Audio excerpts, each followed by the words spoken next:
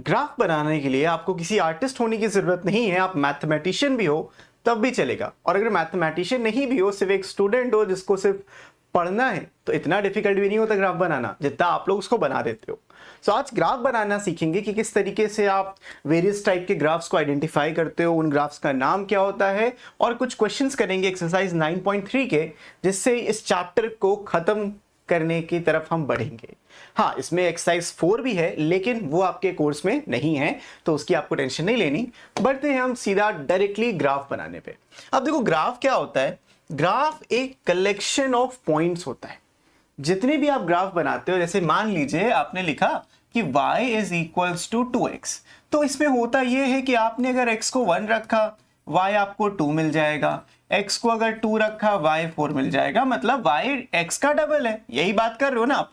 तो यहां पे इसको कितने आप पॉइंट्स लिख सकते हो, x3 लिखा, y हो जाएगा 6 एंड सो ऑन। अब सोचो नेचुरल नंबर में ही इनफिनाइट पॉइंट्स होते हैं। अगर आपसे डेसिमल नंबर भी बोल दिया, नेगेटिव नंबर से भी बोल दिया, तो कितने सारे पॉइंट्स हो जाएंगे। तो आप हर एक पॉइंट को लिख नहीं सकते, और अगर आप लिख नहीं सकते उसी केस में आप ग्राफ का यूज करते हो।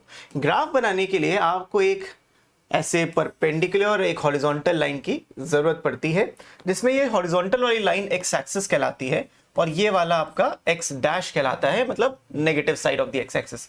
ये जो सेंटर पॉइंट होता है इसको आप ओरिजिन या 0,0 बोलते हो। ये जो परपेंडिकुलर लाइन थी ये y या फिर इधर y डैश कहलाएगी, इसको हम y एक्सिस बोलते हैं, ये x एक्सिस होता है।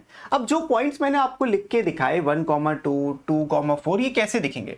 x को अगर 0 रख देंगे तो y भी तो 0 आएगा, तो वो पॉइंट तो चलो बन रहा था। लेकिन अगर मैंने x पे 1 का इंक्रीज किया, y पे ना 2 पॉइंट्स का इंक्रीज होगा और यहां पे कुछ पॉइंट बनेगा। x पे एक और इंक्रीज किया, y पे 1-2 पॉइंट्स और इंक्रीज हो जाएंगे, यहां पे बनेगा। तो ये बहुत सारे पॉइंट्स इनके बीच में भी एग्जिस्ट करेंगे जो आपको डायरेक्टली नहीं दिखते, तो उसके लिए आप एक लाइन बनाओगे।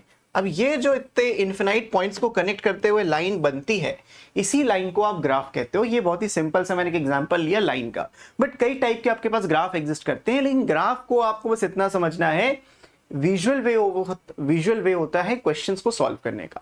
ठीक है, फंक्शंस के क्वेश्चन आप ग्राफ से बहुत इजीली जल्द से जल्द सॉल्व कर सकते हो, रूट्स निकाल सकते हो एंड मच मोर। तो अभी हमें ग्राफ बनाना सीखना था, वो मैंने आपको बताया। ग्राफ होता क्या है, it's a collection of all the point that satisfies the equation. तो ग्राफ इस तरीके से बनता है। अब ऐसे हमारे पास कुछ स्टैंडर्ड ग्राफ्स हैं, उन ग्राफ्स को आपको सीखना है और याद रखना है कि अच्छा ऐसे ग्राफ भी हो सकते हैं। जैसे कि let c be a fixed number, then the function fx equals to c for all x belongings to r is called a constant function।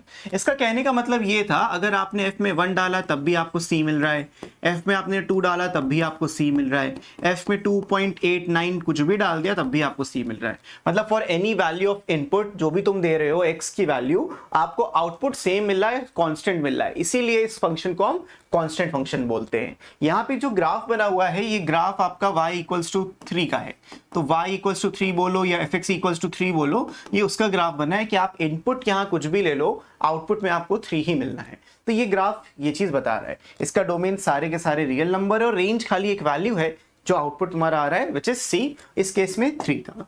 तो ये था कांस्टेंट फंक्शन। दूसरा आता है आइडेंटिटी फंक्शन। कुछ बहुत हद तक मैंने अभी आपको आइडेंटिटी फंक्शन एक तरीके का बताया ही जब y इक्वल्स टू 2x लिखा था। लेकिन आइडेंटिटी फंक्शन सही मायनों में होता है जब आप y को x लिखो, मतलब y is equals to x, जो इनपुट दे रहे हो वही आउटपुट आ जाए तो y इक्वल्स टू x कहलाता है। जो तो इसका ग्राफ क्या होता है, एक straight line passing through the origin at 45 degree angle with x axis. तो यहां पे देखोगे, अगर आपने इनपुट 0 दिया आपको आउटपुट भी 0 मिला, आपने इनपुट 1 दिया तो आपको आउटपुट भी 1 मिला, आपने इनपुट 2 दिया तो आउटपुट भी 2 मिला। मतलब इस तरीके से ये चीज इंक्रीज होती जाती है, जो आपका इनपुट होगा वही आपका आउटपुट एज इट इज आता है। तो इन सारे इस लाइन पे जितने भी पॉइंट्स होंगे, से ये वाला पॉइंट 2,2 है, ये वाला पॉइंट 10,10 है, इनके बीच में कहीं पॉइंट होगा तो वो भी उसी हिसाब से सेम ही पॉइंट्स को बताएंगे। तो इसका डोमेन भी रियल नंबर होता है और रेंज भी रियल नंबर होता है। ऐसे फंक्शन को हम आइडेंटिटी फंक्शन कहते हैं। इसका ग्राफ इस तरीके से दिखता है। उसके बाद आता है रेसिप्रोकल फंक्शन। तो अगर आप 1 ऊपर लिख के नीचे डिनोमिनेटर में कुछ लिख देते हो 1/x में, तो इसको हम रेसिप्रोकल फंक्शन कहते हैं। और लास्ट वीडियो में जो हमने किया था which is domain and range, उसमें मैं तुमको बताया था कि डिनोमिनेटर में 0 नहीं होना चाहिए, तो यहाँ पे भी x नीचे है तो यहाँ पे 0 नहीं होना चाहिए। तो वही चीज करते हैं कि डोमेन में से हम 0 को हटा देते हैं। ये नोटेशन इन्होंने ऐसे लिखी है, तुम ऐसे भी लिख सकते थे कि रियल नंबर में से मैंने 0 को हटा दिया माइनस साइन के साथ। ये करने का मतलब भी we are excluding 0 from there. तो दोनों ही चीजें आपके लिए ट्रू होती हैं। इसका ग्राफ कुछ ऐसे हाइपरबोलिक फंक्शन बनता है, एक हाइपरबोला बनता है। तो हाइपरबोला में जैसे आप 0 के पास जाओगे वैल्यू इन्फिनिटी की तरफ जाती है, 0 से आगे जाओगे वैल्यू नीचे 0 की तरफ जाती है। मतलब अगर आप एक्स एक्सिस पे राइट की तरफ जाओगे तो y की वैल्यू गिरती है, इधर थोड़ा सा उल्टा होता है। यहाँ पे भी y की वैल्यू गिर रही है, लेफ्ट से राइट जाओगे तो y की वैल्यू गिर ही रही थी। एक पॉइंट ऐसा आएगा कि आप माइनस इन्फिनिटी पहुंच जाओगे, लेकिन कभी एक्चुअल माइनस इन्फिनिटी नहीं पहुंचोगे। अगर आपने गलती से 0 रखा तो वो इन्फिनिटी आता है, तो आप 0 रख नहीं सकते और इन्फिनिटी तक पहुंच नहीं सकते। यही कॉन्सेप्ट होता है इन्फिनिटी का। खैर आपको बस इतना याद रखना है कि S1/x का ये वाला ग्राफ होता है, इसका डोमेन रियल नंबर एक्सेप्ट 0 और रेंज भी रियल नंबर एक्सेप्ट 0 होता है। उसके बाद आता है स्क्वायर रूट फंक्शन, एक बहुत ही इंपॉर्टेंट फंक्शन। इसमें जो इनपुट होता है वो हमेशा पॉजिटिव इनपुट आप लेते हो। रिमेंबर जब मैंने बताया था समथिंग वाला लास्ट वीडियो में, और अगर आपने अभी तक लास्ट वीडियो नहीं देखा तो किसका वेट कर रहे हो यार, जाओ देख के आओ। ये जो समथिंग होगा, this something has to be greater than और इक्वल टू 0, वही चीज इन्होंने लिख दी। और रेंज भी इस तरीके से होती है। आपने नोटिस किया यहाँ पे जो डोमेन है वो खाली positive side of the x axis है, लेफ्ट साइड में कोई वैल्यू एग्जिस्ट नहीं करती इसकी। इसीलिए नहीं करती क्योंकि आप इनपुट नहीं दे सकते। तो ये स्क्वायर रूट फंक्शन आपको इस तरीके से बनाना पड़ता है, ठीक है। तो आपके मन में अभी तक एक बात आनी चाहिए थी कि सर ग्राफ हमने जितने भी अभी तक ग्राफ देखे एक प्रॉपर वे में चल रहे थे, और कोई भी ऐसा मुझे ग्राफ नहीं मिला जिसपे अगर मैं एक स्ट्रेट लाइन बनाऊं मुझे 2 वैल्यूज मिल जाए, कहीं नहीं मिला। हर एक स्ट्रेट लाइन पे आपको एक ही वैल्यूज मिली है। तो ग्राफ फंक्शंस, जो फंक्शंस होते हैं उनके ग्राफ को बहुत आराम से डिफाइन कर सकते हो। मान लीजिए ये आपका वाई एक्सिस, ये एक्स एक्सिस, और आपने कुछ इस तरीके का विचित्र सा ग्राफ बनाया, और अब आपसे पूछ लिया गया कि ये ग्राफ फंक्शन है या नहीं, तो तुम क्या बोलोगे, फंक्शन है या नहीं? कैसे बताओगे? बस आपको एक चीज देखना है, एक लाइन बनानी है पैरेलल टू वाई एक्सिस। तो एक line parallel to Y axis बनाओ, और कोई ऐसी जगह अगर तुमको मिल गई जहां पे ये जो लाइन है parallel to Y axis 2 points पे कट कर रही हो, तो वो फंक्शन नहीं होगा। फंक्शन होने के लिए ये जो पैरेलल लाइन होती है वाई एक्सिस से, सिर्फ एक ही जगह पे ग्राफ को कट करना चाहिए। तो देखो एक ही जगह पे कट कर रही है। अगर मैं कुछ ऐसा ग्राफ बना लूं समथिंग लाइक दिस, अब पैरेलल लाइन बनाओ टू वाई एक्सिस, अभी भी कहीं पे भी मैं लाइन बना दूं, किसी भी पॉइंट पे मैं लाइन बना दूं, मुझे क्या मिलेगा, एक ही पॉइंट पे कट करते हुए लाइन मिलेगी। ऐसा कहीं नहीं है कि 2 पॉइंट पे मिल गया। बट व्हाट इफ अगर ऐसा कुछ दिख जाए, ये आपका एक्सिस और आपने कुछ सर्कल टाइप का ऐसा बना दिया, और अब यहां पे देखो एक लाइन बनाओ पैरेलल टू वाई एक्सिस, यहां पे एक कट हुआ है ग्राफ में और एक ग्राफ में यहां कट हुआ। तो अगर ग्राफ में एक लाइन 2 बार कट कर रही है तो वो फंक्शन नहीं है। ऑलवेज रिमेंबर दिस, फंक्शन होने के लिए लाइन को सिर्फ और सिर्फ एक ही बार कट करना है।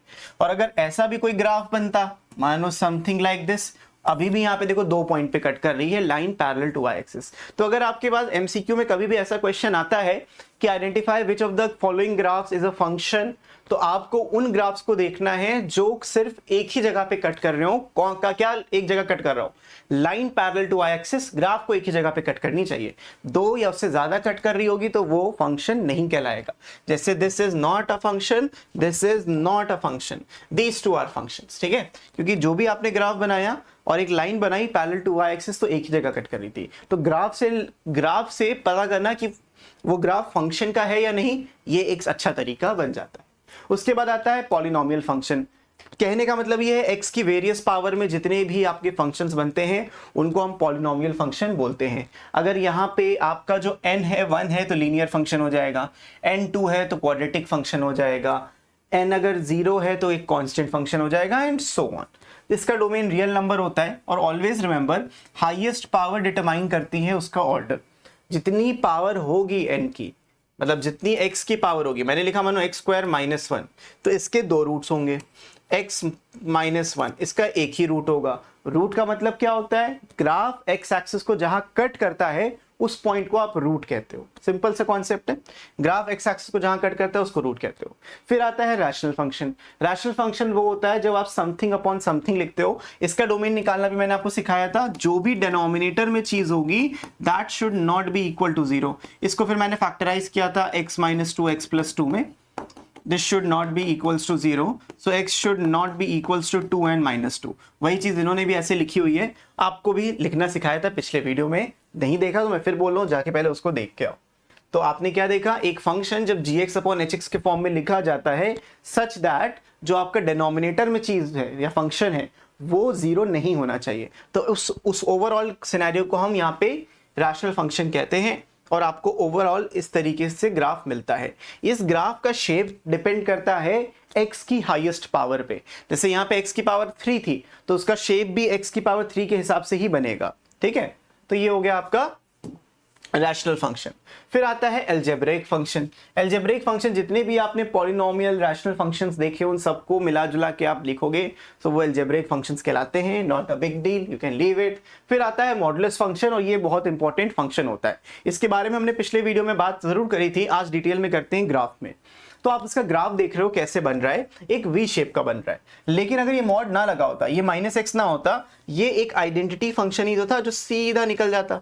अगर ये मॉड ना लगा होता तो इसका ग्राफ कुछ ऐसा दिखा, लेकिन मॉड लगने से क्या हुआ, जितनी भी नेगेटिव वैल्यू थी नेगेटिविटी इसकी पॉजिटिविटी में बदल गई, तो ये पॉजिटिव बन गया। इसीलिए इसका जो डोमेन है वो सारे के सारे रियल नंबर है और रेंज हमेशा 0 से लेके इन्फिनिटी है अगर मॉड x दिया है। ये मैंने आपको बहुत डिटेल में एक्सप्लेन किया था। आपको क्या करना है, सिर्फ मॉड x का ग्राफ का शेप याद रखना है, वी फॉर्म में होता है। अब अगर मैं माइनस का मॉड x लिख दूं तो ये भी वी फॉर्म में लेकिन नीचे की तरफ हो जाएगा। तो दोनों में बस ये डिफरेंस होगा, मॉड x का ग्राफ ऊपर वाला वी है और नेगेटिव मॉड x का ग्राफ कुछ ऐसा दिखेगा। This is the graph of negative mod x, ठीक है। तो इन सारी चीजों को याद रखना बहुत बहुत ज्यादा जरूरी है। तो मॉडुलस फंक्शन का ग्राफ एक जनरल आइडिया आपको यहां से लेना था। फिर आता है सिग्नम फंक्शन। अब सिग्नम फंक्शन क्या करता है, सिग्नम फंक्शन का ये आउटपुट होता है -1, 0 या 1। टेक्निकली सिग्नम फंक्शन ऐसे डिफाइन होता है, fx is equals to mod of x divided by x and 0। ये तब होता है जब x नॉट इक्वल टू 0 है, और ये जब x 0 है तो आउटपुट भी आपको 0 मिलता है। तो इसीलिए आप कोई भी इसका इनपुट दो, कैसा भी इनपुट दो, ये भी मैंने लास्ट वीडियो में समझाया था, आप कैसा भी इनपुट दो आपको आउटपुट एग्जैक्टली 1 मिलेगा, -1 मिलेगा या फिर 0 मिलेगा based on the condition. x less than 1 पे, मतलब x लेस देन 1 का मतलब क्या है, अगर आप x एक्सिस के लेफ्ट साइड में हो तो आपको आउटपुट भी -1 मिल रहा है, x एक्सिस के राइट साइड में हो तो आपको आउटपुट 1 मिल रहा है, और अगर एग्जैक्टली ओरिजिन पे हो तो आपको आउटपुट 0 मिल रहा है। बस इतना सा यहाँ पे है। तो ये हो गया सिग्नम फंक्शन, ऐसा कुछ दिखता है, उसको आप मॉडिफाई करके ऐसा बना सकते हो, SGN x लिखते हैं और इसका कुछ ज्यादा यूज होता नहीं है, तो ये याद रखना। इसके बाद आते हैं एक्सपोनेंशियल फंक्शन। एक्सपोनेंशियल फंक्शन के दो टाइप के ग्राफ होते हैं because it depends on the base, base कैसा है आपका। अब एक्सपोनेंशियल फंक्शन कैसा दिखता है, एक्सपोनेंशियल फंक्शन दिखता है ऐसा, y is equals to a की पावर x। तो x की आप जो भी वैल्यू दोगे और a एक आर्बिट्री कांस्टेंट है, उस पूरे ग्राफ के लिए वो सेम रहेगा, कुछ भी हो सकता है। तो यहाँ पे आपको दो तरीके के ग्राफ को याद रखना है, इसको हम एक्सपोनेंशियल फंक्शंस भी कहते हैं। और एक्सपोनेंशियल फंक्शन के दो ग्राफ होते हैं, एक ये वाला ग्राफ, एक ये वाला ग्राफ। एक इंक्रीजिंग ग्राफ होता है जब आपका जो ये बेस है, जब बेस आपका ग्रेटर देन 1 होगा तो आपका हमेशा एक इंक्रीजिंग ग्राफ बनेगा, लेकिन नेगेटिव आउटपुट देखो कभी नहीं आ रहा। नेगेटिव आउटपुट क्या होता है, y की वैल्यू नेगेटिव, नेगेटिव इनपुट हो सकता है बट नेगेटिव आउटपुट नहीं आता एक्सपोनेंशियल फंक्शंस का, इसीलिए कुछ भी x एक्सिस के नीचे वैल्यू नहीं है। और अगर आपका a जो है वो 0 और 1 से छोटा है, मतलब 0 और 1 के बीच में है, तो आपका एक डिक्रीजिंग सा ग्राफ बन जाएगा कुछ ऐसा। तो decreasing graph for a 0 and 1 के बीच के लिए, और इंक्रीजिंग ग्राफ जब a की वैल्यू 1 से बड़ी होगी तब इंक्रीजिंग ग्राफ बनेगा, ठीक है। अब एक यहां पे आता है, अगर मैं a को e रख दूं, e क्या होता है, e होता है एक ऑयलर्स कांस्टेंट जिसका वैल्यू होता है 2.718 अप्रोक्सीमेटली, एंड ये हर जगह यूज हो रहा होता है। मतलब जितना भी आप लॉगरिथम्स करोगे क्लास 11 12th में कैलकुलस में, वो सारा का सारा बेस e पे यूज होता है अनलेस स्पेसिफाइड, ठीक है। तो ये वाली बात याद रखना बहुत ही ज्यादा जरूरी है। I hope this is clear. Exponential functions का ग्राफ। अब आप पूछोगे सर e की पावर x का ग्राफ क्या होता है, यही वाला सेम, क्योंकि e क्या है 1 से बड़ा है, तो आपको ये सेम ग्राफ का मिलता है। Okay, let's move on to the next thing which is logarithmic function. अब लॉगरिथम में क्या होता है, आपके पास नेगेटिव इनपुट नहीं होता, नेगेटिव आउटपुट आता है। यहां पे देखो था आपके पास नेगेटिव आउटपुट नहीं था, नेगेटिव इनपुट अलाउड था। लेकिन लॉगरिथम में क्या होता है, नेगेटिव इनपुट ही अलाउड नहीं है, आपको सिर्फ पॉजिटिव इनपुट रखना है और आउटपुट आपका नेगेटिव भी आ सकता है, पॉजिटिव भी आ सकता है, जीरो भी आ सकता है। इसके भी दो तरीके के ग्राफ बनते हैं आपके y equals to log x के। ऑलरेडी मैं लॉगरिथम में अच्छे से आपको डिटेल में एक्सप्लेन सब चीजें कर चुका हूं, लेकिन एक बार फिर देख लो। कभी भी आप, ये भी बेस पे डिपेंड करता है, अगर आप लिखते हो log x to the base a, ऐसा कुछ लिखा है तो देखो a हमेशा 0 से बड़ा होगा और लेकिन 1 कभी नहीं होगा। तो बात क्या है, 0 से 1 के बीच में एक बेस होगा और 1 से बड़े पे बेस होगा। तो जब 1 से बड़ा होगा तो आपको ऐसा इंक्रीजिंग सा ग्राफ मिलेगा log x में। लेकिन अगर आपका जो बेस होगा 0 और 1 के बीच में होगा तो ऐसा डिक्रीजिंग या फॉलिंग सा ग्राफ मिलेगा। दोनों ही केस में x को 0 से बड़ा होना जरूरी है। अगर x 0 से छोटा हुआ तो आपका लॉगरिथम डिफाइन नहीं होता। तो लॉगरिथम को डिफाइन करने के लिए आपको ये बात को ध्यान में रखना है कि जो इसका डोमेन होता है वो 0 से लेके इन्फिनिटी होता है, दोनों इंक्लूडेड नहीं होते। डोमेन का मतलब क्या होता है, the values of x। Domain का मतलब the values of x। Range इसके सारे के सारे रियल नंबर्स होते हैं। तो वेरी वेरी वेरी इंपॉर्टेंट। अब आते हैं यहाँ पे which is the greatest integer function. अब इसको ग्रेटेस्ट इंटीजर फंक्शन को हम जनरली फ्लोर फंक्शन भी बोलते हैं, लेकिन GIF इन शॉर्ट बोलेंगे, गिफ जो भी आपको अच्छा लगे वो बोल सकते हो। तो ग्रेटेस्ट इंटीजर फंक्शन का काम क्या होता है, आपके पास जो भी इनपुट देना है वो दे दो, वो आपको इंटीजर देगा, सबसे बड़ा इंटीजर देगा जो उस नंबर से पहले तक आया है। मतलब एक पर्टिकुलर नंबर अगर आप चूज करते हो, लेट्स से मैंने चूज किया 3.6, अब 3.6 से पहले 3 भी था, 2 भी था, 1 भी था, 0 भी था, तो जस्ट पहले कौन सा, जस्ट पहले 3.6 के तो 3 था, तो आप आंसर इसका 3 लिख दोगे। अगर मैं 3.1 भी दे दूंगा तब भी मुझे आंसर 3 मिलेगा, और 3.999 भी दे दूंगा तब भी मुझे इसका आंसर 3 मिलेगा। बिकॉज ये फंक्शन क्या बता रहा है, सिर्फ ये बता रहा है कि आपका इंटीजर कौन सा है, जस्ट इस नंबर से पहले, और कुछ भी नहीं। तो अगर आपको ये लॉजिक क्लियर हो गया तो मैं आपको एक चीज समझाता हूं, बहुत इंपॉर्टेंट है, आगे क्वेश्चंस में बहुत काम आएगी।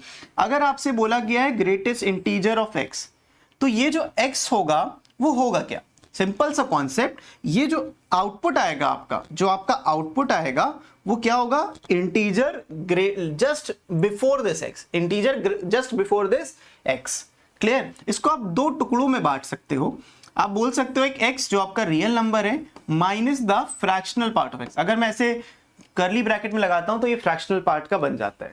ऑल्दो आपको इसकी टेंशन नहीं लेनी, आपको ये कंसेप्ट को समझना था जो मैंने अभी समझाया। इसमें क्वेश्चन कराऊंगा, परेशान मत हो, ठीक है। लेकिन अगर मैं आपसे ये बोलूं कि मेरा जो x है उसका आउटपुट 3 आ रहा है, बहुत समझना ध्यान से, अभी मैंने एग्जांपल भी समझाया था। अगर आपका x जो इनपुट है उसका आउटपुट 3 आ रहा है, ये क्या कर रहा था, जो भी मैं इनपुट दे रहा था उसका जस्ट पहले का इंटीजर दे रहा था, जस्ट पहले का। तो x की वैल्यू क्या हो सकती है कि ये आउटपुट 3 आ जाए। x की वैल्यू 3 से बड़ी हो सकती है और 4 से छोटी हो सकती है। अब 3 से लेके 4 तक तुम कुछ भी इनपुट दे दो, आपको आउटपुट में 3 ही मिलना है, राइट। आप x में 3 से 4 तुम कुछ भी इनपुट दे दोगे, आउटपुट में तुमको 3 मिलेगा। बस इस बात का ध्यान रखना बहुत बहुत ज्यादा जरूरी है। अब इसको इन्होंने जनरलाइज कर दिया, यहां पे जनरलाइज करके लिख सकते हैं, अगर ग्रेटेस्ट इंटीजर ऑफ x को हमने k बोला तो x की जो वैल्यू है वो k से बड़ी और k+1 से छोटी होगी for all x belongings to real number. k क्या है, ऐसे 3 यहां लिखा, वैसे k कोई भी रियल नंबर हो सकता है। Got it? Very very very important, इसलिए इसी समझा रहा हूं। तो ये आपको एग्जांपल्स कई दिए हैं, मैंने बस एक एग्जांपल से समझा दिया, आप समझ सकते हो। Greatest integer of x exactly x होगा अगर वो इंटीजर्स की ही बात कर रहा है तो। ग्रेटेस्ट इंटीजर ऑफ x हमेशा x से बड़ा है अगर इंटीजर्स की बात नहीं कर रहा है तो। और ग्रेटेस्ट इंटीजर ऑफ x अगर k है तो वो मैंने आपको ऑलरेडी समझा दिया, और ये आप इग्नोर कर सकते हो। बस यहां तक जो बस क्लियर होना चाहिए वो ये क्लियर होना चाहिए आपको, ठीक है। और हाँ, अगर आपने ये लिखा, ये इंपॉर्टेंट है, अगर आपने लिखा है ग्रेटेस्ट इंटीजर ऑफ x+3 तो आप इसको अलग अलग कर सकते हो as greatest integer of x+3, क्योंकि ओवरऑल ये भी तो एक इंटीजर है। तो प्लस माइनस यहां कुछ भी है, आप आराम से प्लस माइनस को ऐसे अलग करके लिख सकते हो। Very very important. इसका जो ग्राफ होता है एक सीढ़ियों, चलती हुई सीढ़ियों की तरह होता है। सीढ़ियां जैसे बनती है ना, वैसे सीढ़ी चलती है। 0 से 1 में आउटपुट 0 आया था, 1 से 2 में आउटपुट 1 आया था, 2 से 3 ये x के कोरिस्पॉन्डिंग आउटपुट कितना है, 2 आया। तो वही चीज जो मैंने आपको समझाई उसको उन्होंने ग्राफ में बयां कर दिया। तो ये वाली बात बहुत इंपॉर्टेंट है आपके लिए। अब सीधा हम आते हैं एक्सरसाइज के ऊपर। ज्यादा क्वेश्चंस नहीं है लेकिन जितने हैं इंपॉर्टेंट हैं, तो please learn about them very very carefully. अब यहां पे इन्होंने बोला पहले पार्ट में कि जो greatest integer of 2x minus 3 था वो 5 था। तो अगर ये बोल रहे हैं कि चलो ठीक है 2x माइनस 3 का जो ग्रेटेस्ट इंटीजर है वो 5 है, लेकिन ये 5 आया कैसे? जब इनपुट आपका 5 और 6 के बीच में होगा तभी तो 5 आएगा। बात को समझो, आपका ग्रेटेस्ट इंटीजर 5 आ रहा है, लेकिन 5 कब आएगा? जब इनपुट की जगह यानी कि ये वाला जो प्लेस है इसके ऊपर आपको क्या मिले? 5 से बड़ी वैल्यू और 6 से छोटी वैल्यू, तभी तो आपका आउटपुट 5 आएगा। अब इसके हिसाब से आप x निकाल सकते हो। तो यहां पे आ जाएगा 6 प्लस 3, यहां पे 5 प्लस 3, ये बन जाएगा 8 less than 2x less than 9, ये हो जाएगा 4 less than equal to x less than 4.5। So x की वैल्यू 4 और 4.5 के बीच में लाई करनी चाहिए। तो आपका जो आंसर आएगा वो आएगा 4 से लेके 4.5, ये एक्सक्लूडेड रहेगा, ये इंक्लूडेड रहेगा। अब इनमें से तुम कोई भी इसके बीच में 4.1, 4.12 जैसा भी नंबर आपको डालना है यहाँ पे डाल सकते हो और आपका आउटपुट एग्जैक्टली इक्वल टू 5 ही आएगा। तो ये वाला क्वेश्चन हो गया। सेकेंड पार्ट की तरफ बढ़ते हैं। अब अगेन इन्होंने बोला कि जो आउटपुट आ रहा है वो 1 और -2 के बीच में। ओके, तो 2x प्लस 1 जो है वो किसके कौन से नंबर के बीच में होगा जो आउटपुट -2 आए? थिंक, अभी बताया कि जो भी नंबर आपको दिया है उस नंबर को लेफ्ट साइड में लिख के उसमें एक ऐड करके इधर लिख देना है। -2 में एक ऐड करोगे तो -1, तो आपका जो इनपुट है वो -2 -1 के बीच में रहेगा, तभी तो आउटपुट आपको -2 मिलेगा। ओके, तो अब इसको सिंप्लीफाई कर लेते हैं। हर जगह पे 1 को सब्ट्रैक्ट करोगे तो इधर -2 आ जाएगा और इधर -3 आ जाएगा। अब 2 से डिवाइड करोगे तो -3/2 यानी -1.5 less than equal to x less than -1। तो हमने 2 से डिवाइड कर दिया पूरी इक्वेशन को। तो x की जो वैल्यू आएगी वो आएगी -1.5 से लेके -1 के बीच में। ये इंक्लूड करेंगे, इसको इंक्लूड नहीं करेंगे, एंड ये हो जाएगा आपका आंसर। उसी तरीके से आपका थर्ड पार्ट भी हो जाएगा। फटाफट कर लेते हैं इसको भी। जो आपको इनपुट दिया है 2 - 3x, इसका जो वैल्यू होगा वो 5 और 6 के बीच में होगा, तभी तो आउटपुट 5 आएगा, है या नहीं? इनपुट का वैल्यू 5 और 6 के बीच में रखना था, वही हमने रख लिया। अब क्या करना है? 2 हटाना है तो 2 सब्ट्रैक्ट कर दोगे, इधर 3 आ जाएगा, इधर -3x आ जाएगा और 2 सब्ट्रैक्ट करेंगे तो 4 आ जाएगा। अब मैं -3 से डिवाइड करूंगा। जैसे मैं -3 से डिवाइड करूंगा मेरी इनइक्वालिटी फ्लिप हो जाएगी। इधर -1 आ जाएगा, इधर x आ जाएगा और इधर ग्रेटर देन कितना 4/3 आ जाएगा और नेगेटिव का 4/3 आएगा, बिकॉज मैंने -3 से डिवाइड किया। ये देखने में अच्छा नहीं लगता तो इसको बस घुमा के लिखते हैं। -4/3 छोटा नंबर है, इससे बड़ा x, इससे बड़ा 1 -1, तो ये वैल्यू आपका आ जाएगा आंसर में। और आप इसको ऐसे लिख सकते हो x बिलोंग्स टू -4/3 से लेके -1। इस बार इसको इंक्लूड करेंगे, इसको नहीं करेंगे, तो ये इन सारी चीजों को ध्यान में रखते हुए आपको आंसर करना है। तो दिस क्वेश्चन इज डन। 1 के तीनों पार्ट हमने यहाँ पे निपटा दिए। अब बढ़ते हैं अगले क्वेश्चन की तरफ, विच इज दिस वन। हमसे बोला है अगर fx को कुछ ये दिया है देन हमें शो करना है कि fx plus fy f of x plus y 1 plus xy है। ओके, सबसे पहले तो हमें fx पता है, हम fy भी निकाल लेते हैं। अगर मैं fy निकालूंगा तो मुझे मिल जाएगा log of 1 plus y divided by 1 minus y। अब लेफ्ट हैंड साइड की अगर मैं बात करूं, सिर्फ लेफ्ट हैंड साइड की, तो लेफ्ट हैंड साइड में इन्होंने बोला है कि fx प्लस fy को कैलकुलेट करना है आपको। fx की वैल्यू कितनी है? log of 1 plus x upon 1 minus x plus में log of 1 plus y upon 1 minus y, ये मिल जाएगा। तो further simplifying it will give you log of 1 plus x into 1 plus y upon 1 minus X into 1 minus Y. Plus sign था, दोनों arguments आपस में multiply हो जाएंगे और आपको ये मिल जाएगा LHS का वैल्यू। अब यहाँ पे इन्होंने बोला है कि f of x plus Y upon 1 plus x Y निकालना है। तो नॉट अ बिग डील, आपको fx पता था तो आपको f of x plus Y 1 plus x Y निकालना बहुत बड़ी बात नहीं है। यहाँ पे जहां जहां x है उसकी जगह आपको ये पूरी चीज को रखना पड़ेगा। अब करोगे क्या? आप लिखोगे log 1 प्लस x ना लिख के ये नंबर लिख दो, x plus Y divided by 1 plus x Y. नीचे आ जाएगा 1 minus x plus Y divided by 1 plus x Y. तो ये आपका RHS आप सिंप्लीफाई कर रहे हो। सो RHS में आगे देखो तो log ऑफ, मैं ऐसे अलग अलग कर लेता हूं, थोड़ा सा नीचे कर लेता हूं, log of divided by 1 plus x Y, ऊपर भी डिनोमिनेटर 1 प्लस एक्स वाई होगा। अब 1 प्लस एक्स वाई 1 से मल्टीप्लाई करोगे तो 1 plus x y minus x minus y आएगा। जब भी माइनस साइन लगा होता है, ये माइनस साइन इस पूरे को बता रहा होता है। ये अक्सर हम गलती करते हैं कि एक्स पे माइनस लगाते हैं, वाई पे नहीं लगाते, और वो गलत हो जाता है आंसर, इसीलिए गलत होता है। उसके बाद ऊपर सिंप्लीफाई करोगे तुमको मिलेगा 1 plus x y plus x plus y. अब इसमें ये डिनोमिनेटर कैंसिल आउट हो गया, आपके पास बचा log of 1 plus x y plus x plus y. Okay, थोड़ा सा रीअरेंज करके अगर मैं लिख दूं, थोड़ा सा रीअरेंज करते हैं, as 1 plus x y plus y. X और एक्स वाई की बस जगह मैंने चेंज कर दी, सेम चीज नीचे करूंगा, 1 minus x plus x y minus का वाई। अब यहां पे क्या होगा, ये होगा कि आप फैक्टराइज करोगे, आपने 1 कॉमन लिया, 1 प्लस एक्स मिल गया, आपने y कॉमन लिया, फिर से 1 प्लस एक्स मिल गया।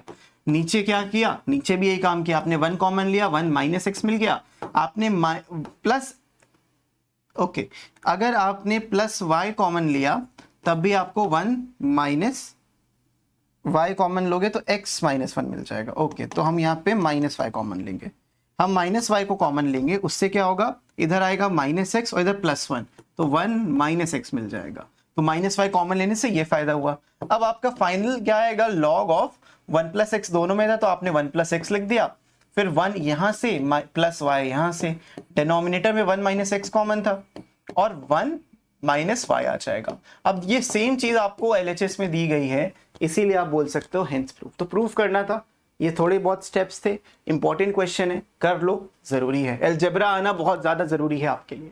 तो दिस क्वेश्चन इज डन। हम बढ़ते हैं अगले क्वेश्चन की तरफ, विच इज दिस। हमको यहाँ पे डोमेन बताना है, लास्ट क्वेश्चन है इस वीडियो का, तो ध्यान से देखो, बहुत डिफिकल्ट नहीं है। लॉग में मैंने आपको बोला बेस ना दिया हो, बेस ई मानो। हर जितने भी कैलकुलस के क्वेश्चंस हैं सब में आपको बेस ई ही मानना है, और अब हम कैलकुलस के करीब पहुंच रहे हैं फंक्शंस के साथ। तो आप समझो, मुझे मालूम है कि log ऑफ 4x माइनस 3, इसको वैलिड होने के लिए आपको क्या करना है कि 4x माइनस 3 को 0 से बड़ा रखना है, इक्वल टू नहीं लगेगा, सिर्फ 0 से बड़ा, क्योंकि डोमेन जो होता है log x जो होता है वो ये इनपुट 0 से बड़ा होता है। तो इनपुट इसमें x ना होके 4x माइनस 3 है, तो आप बोलोगे कि 4x ग्रेटर देन 3 और x ग्रेटर देन 3/4 मिल जाएगा। सो x बिलोंग्स टू 3/4 से लेके इंफिनिटी, ये आपका आंसर हो जाएगा। बस यहीं पे करके छोड़ देना है, यही डोमेन है, आपको x की वैल्यू निकालना था और वो डोमेन कहलाएगा। सेकेंड पार्ट में बोला है 1 अपॉन समथिंग, हमें उससे मतलब ही नहीं है।